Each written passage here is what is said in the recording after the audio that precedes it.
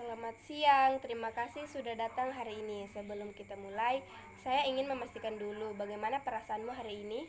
Selamat siang Kak, jujur saya agak gugup tapi juga sedikit lega karena akhirnya bisa cerita. Tidak apa-apa merasa gugup. Banyak orang juga merasakan hal yang sama saat pertama kali datang konseling. Yang penting kamu sudah berani datang ke sini. Nah, apa yang membuat kamu ingin datang hari ini? Saya merasa kurang percaya diri Kak, dan itu sudah cukup lama saya rasakan. Baik, terima kasih sudah jujur. Bisa kamu ceritakan kapan biasanya perasaan kurang percaya diri itu paling sering muncul? Biasanya di kelas, terutama kalau dosen bertanya atau minta mahasiswa maju ke depan. Apa yang kamu rasakan saat itu terjadi? Jantung saya langsung deg-degan, pikiran saya kosong, padahal sebenarnya saya sudah belajar. Jadi sebenarnya kamu sudah mempersiapkan diri, tapi tetap merasa takut ya? Iya Kak, saya takut salah, takut ditertawakan, takut dianggap tidak benar. Apa yang biasanya kamu lakukan saat rasa itu muncul? Saya langsung menunduk, pura-pura sibuk menulis, kadang juga berharap dosen tidak melihat saya. Setelah itu apa yang kamu rasakan? Menyesal karena sebenarnya saya tahu jawabannya tapi tidak berani bicara. Kalau kamu melihat situasi ini secara keseluruhan, menurutmu dampaknya apa bagi dirimu? Saya jadi merasa tertinggal, teman-teman terlihat lebih percaya diri. Saya jadi sering membandingkan diri saya dengan mereka. Apa yang kamu pikirkan tentang dirimu sendiri saat itu? Saya merasa saya tidak cukup pintar, tidak cukup baik. Apakah perasaan seperti ini sudah kamu rasakan sejak lama? Iya, sejak SMA sebenarnya sudah ada, tapi sekarang di kampus rasanya lebih terasa. Apa ada pengalaman tertentu yang membuat rasa percaya diri kamu semakin menurun? Waktu SMA, saya pernah salah menjawab di depan kelas. Teman-teman tertawa, sejak itu saya jadi takut bicara di depan banyak orang. Kalau boleh kita coba melihat masalah ini dengan cara yang sedikit berbeda. Bagaimana kalau kita anggap rasa kurang percaya diri ini bukan bagian dari dirimu, tetapi sesuatu yang datang dan mempengaruhi kamu? Maksudnya seperti sesuatu di luar diri saya. Iya, benar. Kalau perasaan kurang percaya diri itu diberi nama, kira-kira nama apa yang cocok? Mungkin si takut. Baik, kita sebut saja si takut. Menurutmu, kapan si takut biasanya muncul? Saat saya mulai berpikir orang lain akan menilai saya. Apa yang biasanya si takut katakan kepadamu? Dia seperti bilang, kamu pasti salah, kamu akan malu, jangan coba-coba.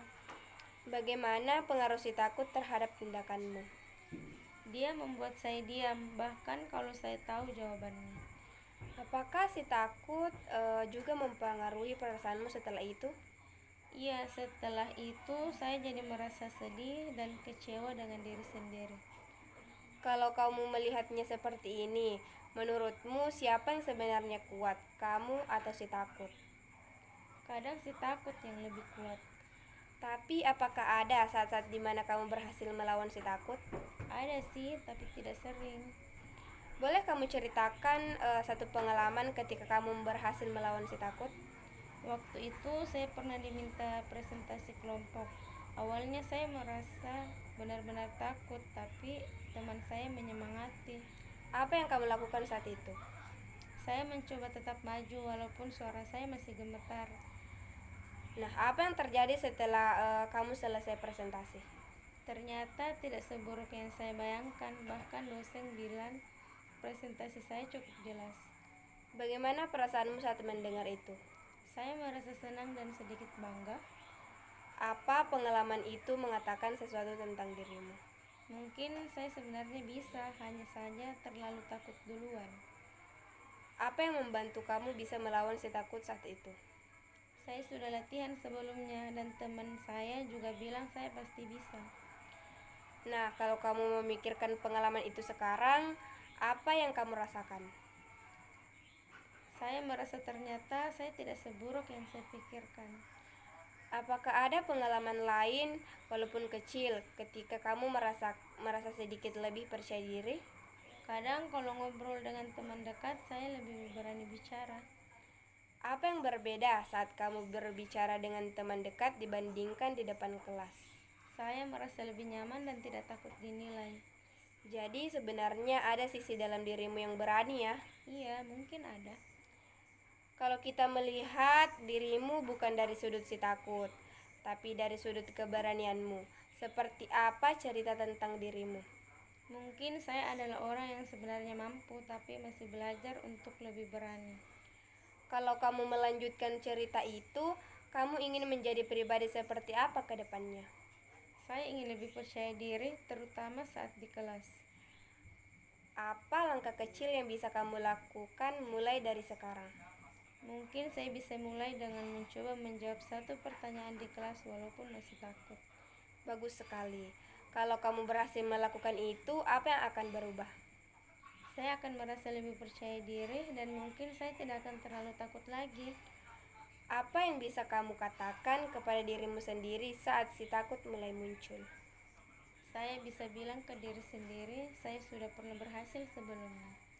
Bagaimana perasaanmu sekarang setelah kita membicarakan semua ini? Saya merasa lebih tenang dan lebih punya harapan. Saya senang mendengarnya.